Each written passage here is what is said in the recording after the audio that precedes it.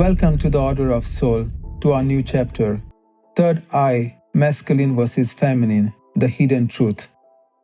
Most people talk about the third eye as if it's the same for everyone. But that's the mistake. Masculine and feminine do not awaken it in the same way.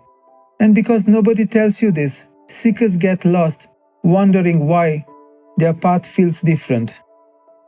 So what's the hidden truth?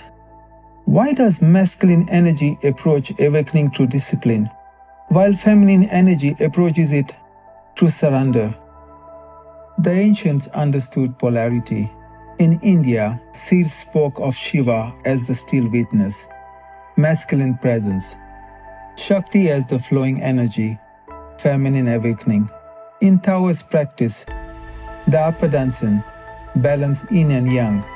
In Egypt, Horus wasn't just vision, he was balance, left and right, sun and moon. The message was clear. The third eye opens differently, depending on how energy moves through you.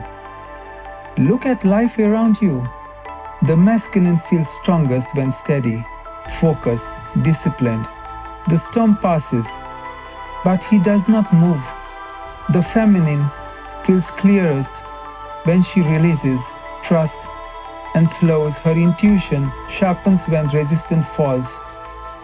Haven't you seen it? Haven't you felt it? Two paths, one truth. So the question is, will you keep pretending one way fits all, or will you honor the path your energy truly requires? Imagine 7 days aligned with your nature. For the masculine, steady breath, clear structure, impulse mastered. For the feminine, release of tension, trust in intuition, softness in silence. By the week's end, one awakens to command, the other through surrender, and both arrive at the same gate of vision. Because the third eye doesn't belong to one energy alone. It belongs to union, to the dance of stillness and flow, command and surrender, fire and water. That is the hidden truth.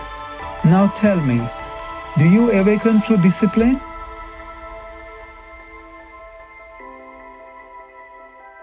Or through surrender?